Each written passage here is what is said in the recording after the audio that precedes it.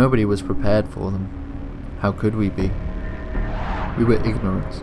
We were nearsighted, too busy with the trivial issues of human governing and life. It was the common people who suffered the most, their leaders running for safety. The warnings that had been passed on by the scientists to the United Nations had not been given to the people. That was the first mistake. The people woke up to find small pods that had crashed from the skies at their doorsteps. Strange objects that roused their curiosity, their inherent human curiosity, leading them to get close, to explore, to touch. The confidence that we had gained as the dominant species on the planet was about to end. The alien menace slaughtered millions in the first day, 500 million by the end of the week.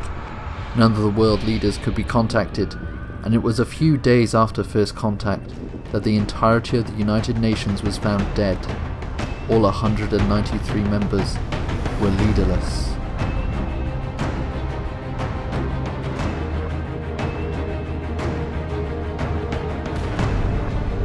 Fortunes turned after that. A new council was formed, with its main goal to rid the alien from our planet. With their funding, the Extraterrestrial Combat Unit, Xcom, was formed. It was time to kick out the invaders, or lose our humanity.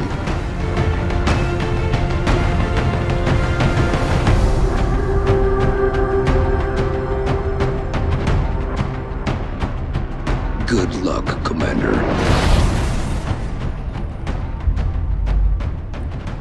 Welcome, ladies and gentlemen, to Last Line of Defense, my NLP for Xcom Enemy Within. Operation Tristan in Guadalajara, Mexico is the first mission that we will be on.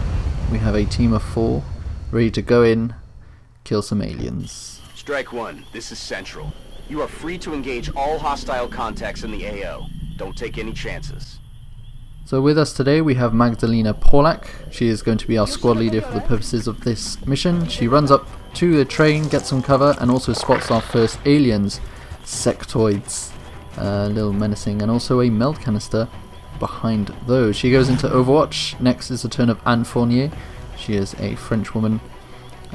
She's pretty young, she's pretty good, and we're just going to ask her to get cover behind the train here. Go into Overwatch as well. Next we have Miguel Vargas. He's a Brazilian-born guy. He's going to take position next to Polak, and also going to try and shoot at the aliens because he has quite a high attack value, well, percentage chance of hitting, and he hits for 2 damage, which isn't enough to kill him, but just enough for our purposes. Meanwhile, Hitomi Endo, going to ask her to run past the 2 team members. She's going to take position over there and finds another meld canister, as you can see, which has 3 turns remaining.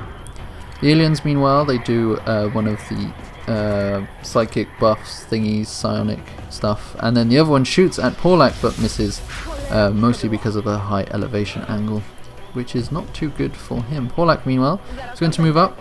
He's going to take a good position, and due to the high rate of percentage chance of hitting, 65%, she shoots at the one giving the other one a buff, kills him, which in turn deals 4 damage to the one who is being aided, and thus he dies as well. Because of the lack of enemies around, and I've got a pretty good position when it comes to view, I ask Anne Fournier to just run down and take cover behind some boxes. If there was any enemies, Miguel would have been able to attack that. Instead, he takes a position to the left of Polak, going down, taking aim and overwatching just in case any aliens come into proximity. Endo, meanwhile, is going to have to try and get that meld in the next 2 turns, which means she's going to have to move in range this turn so that she can get it next turn. So I ask her to take cover behind or by this shed, and no enemies are seen, which is good. Alien activity, nothing really happening. Polak is, I kind of want to move all 3 of these members down to get that meld. We have 6 turns, we have plenty of time, but I asked Fournier to go to the edge of her movement to that car, see if there's any enemies, and still no one to be seen. So I'm going to ask Vargas to go down as well. I'm going to put him up in a place of higher elevation so that he can get some bonuses on anyone in the proximity, also potentially get some vision on the left, but there is still no one. Endo, meanwhile, is going to secure that meld. Secures it fine, no enemies in sight, she's just going to go back behind that garage door, which actually gives no cover, so that was a really bad position to put her. Porlak, meanwhile, is going to go down and pick a place. I don't know why I asked her to go down, maybe because there wasn't any full cover. I think that's still half cover though. She's going to go into Overwatch just in case any aliens show up. Alien activity show that there is someone coming in from that side, so I'm going to assume that it's behind the garage in that case. Meanwhile, I'm going to ask Porlak to dash. I kind of really want her to go up really far up, so I'm going to ask her to dash really far towards the left side of the map to the screen. Fornia, meanwhile, is going to secure that meld. Still no enemies seen, she's just going to quickly collect that and then dash to the behind the car to get herself into cover. Vargas, meanwhile, is also going to dash. He's going to remove that and he's going to get some full cover behind that really nicely painted van. Endo is going to go behind this container, see if there's enemies. Still can't see anyone, so she's just going to go into Overwatch. Alien activity continues. Still no sign of them. This is very strange, don't know where they are, so they must be where Endo is looking and where Porlak is now going to try and get some stuff, but still no enemies. I don't know if that's because she just doesn't have the range to visualize that, but either way, still no enemies. Fornia is going to move up, see if she can find them. Maybe they're down below the wall. Vargas is going to have to dash forward. He's going to go behind the full cover of that container. Still no enemy. So Endo is going to try and get up on the roof. I want to get a visual like on everything because I think I can see everyone at this point, but apparently not. So she's just going to move up and she still can't see anyone, so I'm just going to get her to Overwatch on top of the roof and hope that, you know, no one comes out. Inactivity, and apparently they've down to the right. So I think that what's happened is that they've gone around. As you can see, that's the edge of the map, which means that they can't be that way. So I think it's to the edge of the map. I'm going to I think that basically what's happened is that they've gone around where Endo was by the meld, and she's gone around the left side of basically clockwise to one of the to the garage building, and they've gone clockwise on the other side. So yeah, it's very strange. I can't find the enemies. It actually turns out later on, and as many of you probably have guessed at this point, the aliens are in fact inside the garage, and I was just too stupid to really realise that. So for quite a while, my guys are going to go into a wild goose chase as they try and find this alien menace. So I fast forwarded it a bit so that you don't have to suffer my incompetence there. But we managed to go around. We're just going to surround the area. We're going to put 2 people up in the front of the garage, and then the rest are going to go around the back. As you can see, there's a door. So what we're going to do is get one of our dudes to open the door, see everyone. They're going to hopefully get shot pretty easy. We have Endo who's going to be opening the door. She's going to take the position right next to it. The alien shouldn't come out, which I think is a bit weird. But as you can see, in activity, there's no one around until we open the garage. Oh my god! The garage door is opened by Porlak, our squad leader, and then, oh look, aliens. Seemed really stupid that I completely didn't think to check inside, but hey, what can you do? Lucky as well, they've only got 3 health, so they're pretty low ranging as that. So we're going to put Vargas around the side. He's going to try and shoot one of them. 100% to hit. I mean, this should kill with pretty much. Really good camera shot into the sky, so we can see that we did a critical hit on him, doing 6 damage, and Endo's going to go around the back to try and get a 100% shot on this guy. Only gets 90%, but it's all that we need to actually kill it. So there we go, a successful mission. Excellent rating all around. Operation Twisting Calm is a success. My first test within the Xcom had been a major success.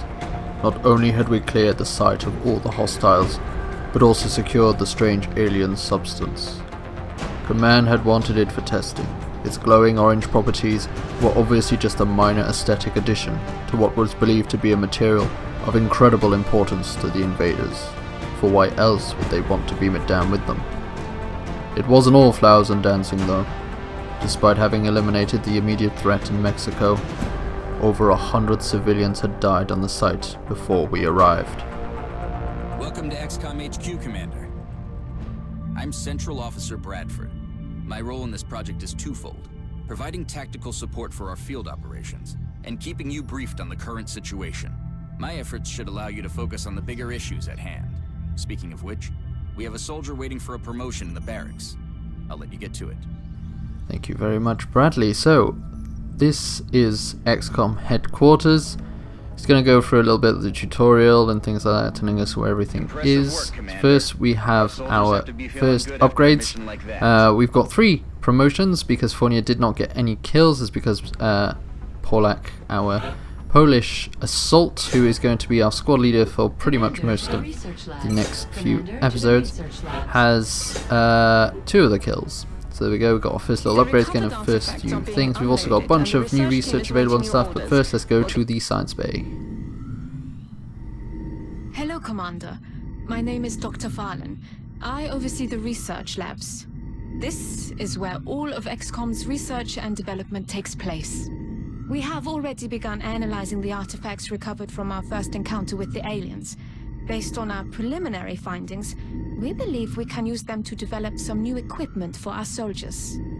With your approval, we will begin research immediately.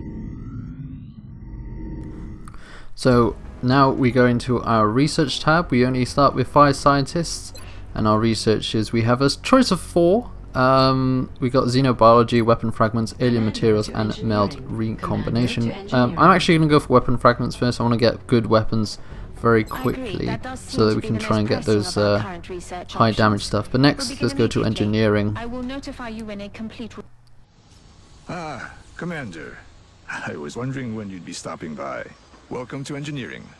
Anything they can dream up in the research labs, we can build it here. Speaking of which, Dr. Valen has just sent us some new schematics. With your approval, we will begin fabrication. And that was Dr. Shen of engineering. As you can see, we've also got 5 engineers. In engineering, we get to build some facilities. As you can see, our facilities require some excavation. We got nice steam and stuff. As you can see, I'm going to build an access lift straight away to try and get that steam to get loads of power. We also need a lot more power. Well, we're using 27 of the 37, so it's not too bad. We actually got to excavate over there to try and build some workshops. And also we can only make satellites and medkits. I'm actually going to try and make some satellites straight away because satellites are one of the most important things in the game because they keep down your panic levels amongst other things. So I'm going to go and to mission control, and we're going to scan for activity just to see what's going on. And we've got some alien abductions. We have a choice of either going to Egypt, to Australia, or to the United Kingdom. United Kingdom would be nice for money, but I think that getting engineers very quickly, engineers and scientists is probably the most important stuff to get in the early game. So I'm going to go to Egypt to try and get more engineers to get the ability to build more things. I'm also just going to look very quickly about what we've got, but I'm going to keep Anne Fournier since she was in the first mission, and just because I also want a multicultural team. So off we go to the next mission.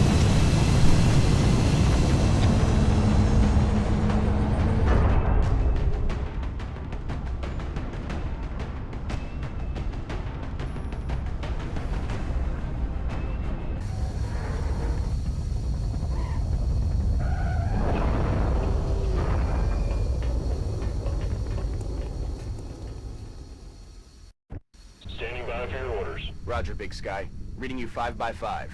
Strike 1 has the green light for deployment. So having touched down on the soil of Egypt, we send forward Polak, who's going to go into Overwatch with her newly acquired shotgun. We're going to run Fournier, who is still only a rookie, up to get into cover behind the wall. She spots one of the aliens already. Vargas is going to hide behind one of the containers, get himself a full cover, and Overwatch and Endo. It's kind of, she's a sniper, so she's good at like long range. She's actually going to go pretty close up because she can't run and gun, or she can't shoot when she moves. There's also a melt container over there, which is really important, so she has dashed. We've seen all of this. We can see another one of the aliens who's going to do some mind tricks on his ally, and that one is going to move and fire Endo and gets a nice shot, taking out half her health, which is pretty bad. Luckily though, it means that she can shoot because of her positioning. Also going to choose to run and gun with Polak. She's going to burst through the door, sorry, that's also a window. Spots more of the aliens, another group of 2 who hide in a not the best area. She actually finds herself flanked because of this, but I'm not really too faffed on it. 66% chance to kill that guy, which she does very nicely, killing another person, getting herself 2 kills with that. Does it count as 2 kills? I would assume it would count as 2 kills. So Endo finds herself in a really bad position, but she can't really do anything. She can't see the other aliens. I don't think she has quad sight yet anyway. Well, obviously she doesn't, she just has headshot. So she's unable to actually put shots into those. But she does get into a clear sight there, but she has to use her pistol. 55% though, it's enough. She puts in a shot, gets another hit for 1 damage, which isn't much, but those pistols are pretty terrible anyway. Fournier's going to do another maneuver. She's going to get herself pretty much into full cover. I kind of want to put her close to someone. I accidentally click where there's none, because I do that a lot. Because that's the way that I play, you know, accidentally clicking all the time. And another one of the aliens does some melting of the mind. I don't know what it's actually called, like aiding, I guess. Luckily Polak is missed by the alien's shot, which is great considering the fact that she was flanked. She does get some properties. She notices that there's meld further along, so she's just going to go for it and then finds the other meld, which is great. She's going to throw a grenade. Now grenades are pretty awful well, they're great because they're a guaranteed hit. Which is fantastic in XCOM. The negative side of it is that you don't get any of the bodies or the weapons that they had on them, because the grenade just shreds it apart. Fournier's going to run up, try and get that meld, which is going to take a while. What she'll have to do next turn is what I meant there. Vargas is going to dash up. No more aliens are in the vicinity. 4 of them have already been killed, all of them by the same person. Polak just acing through that, and Endo's going to rush forward as well. So already we know that there's more aliens here than there was in the previous missions. In fact, a whole new group of 2 there next to that meld canister. We're going to try and pick up as much meld as possible. It's good to get as much meld as possible in the early game, which is exactly what these guys are doing. So Fournier's going to run up. I'm not entirely sure where I want to put her. I kind of want to put her through that door, but I don't want to waste her movement on moving up, opening the door, and then having to dash and stuff. So what I'm going to do is not do anything with her yet. I'm going to move up Polak next to the doorway. I'm going to open the door, try and get ourselves a clear shot. I'm actually going to put it onto Overwatch because I know that the shotgun is not good enough for that. And in fact we're going to move Fournier down. I'm not going to go into an area that I can't see, because obviously there could be more aliens, there could be more dangerous aliens, even though this is still only the 2nd mission, but this game is well known for being pretty insane and annoying and deadly and stuff like that, and very unforgiving in those ways. So I'm moving Endo around to try and get some flanking shots. Still no sign of the enemy, and one of the annoying things about snipers at this stage is that because they can't move and shoot, it takes a very long time to get yourself into position, and at such lower level you can't get yourself a good position very well.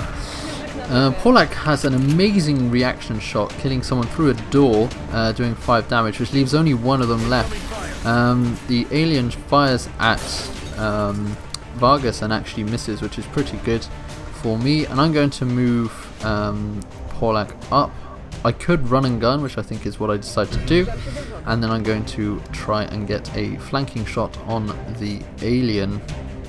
Well, to do that I'm just going to go around this side of the bar table thing, whatever you call it, which gives myself a flanking shot, which gives myself a 100% chance to hit, which I do, and that's the end of the mission. I just realised that Polak got every single kill in that mission. That was insane. Basically one-manning the whole situation. But there we go. Successful mission for Polak as we come back to base with the Sky Ranger landing proudly into headquarters.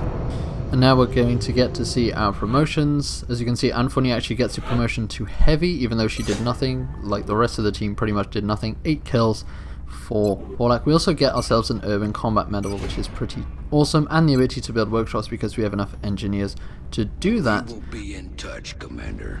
So now we're going to head off to the situation room just to see some satellite launches, and what basically you can do in the situation room is either launch satellites from that, which will reduce the panic in those areas. We can view the finances, all of the grey market, which is basically where you can sell your items that you have got. So it's just basically saying me I've got 1 available satellite and I've got 1 in orbit. I can either put 1 in Australia or the UK. I can put 1 anywhere, but the best places would be either Australia or the UK, and you also get a bonus if you put a satellite into everywhere in that continent. I'm going to choose to put it in the UK just because 2 scientists a month is pretty good. Also, it gives me 100 monies per month, which is really important. It gives you a lot of extra stuff like that. I really want to get the bonus for South America very quickly because it's only 2 satellites that I really need, and you get the We Have Ways bonus, which is an automatic autopsy of any alien that you encounter or kill, pretty much kill,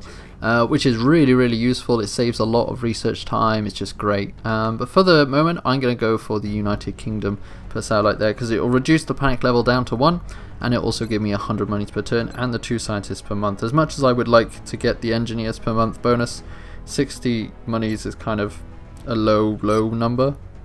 I'd rather just get that. And then it tells me that I've got no interceptors, which is basically just big planes that fight down UFOs. And after doing that, I'm going to go quickly into my barracks, look at my medals, see the new medal that I got, the Urban Combat Badge, which gives either +5 defense in cover or +5 aims against enemies in full cover, and I'm going to choose to get the +5 defense in cover bonus, which is going to be great. And that's going to be it for this episode. I hope that you enjoyed this episode, guys. This is the first of many episodes. There are 30 of. I have recorded it all, so do not worry, it will not disappear. But I hope you enjoyed it. Thank you very much for watching, and I will see you next time. I don't know how she did it, taking down all 6 of the aliens before we could even pull the trigger. I knew she was part of the police special forces before the Xcom, but she fights like a trained assassin. Every shot goes precisely where it needs to go. Every time her crosshair spies an invader, they go down like a slack of flour. I tell you what, I'm happy she's on our side, because going up against her would have anyone shaking in their boots. No wonder she was picked as team leader.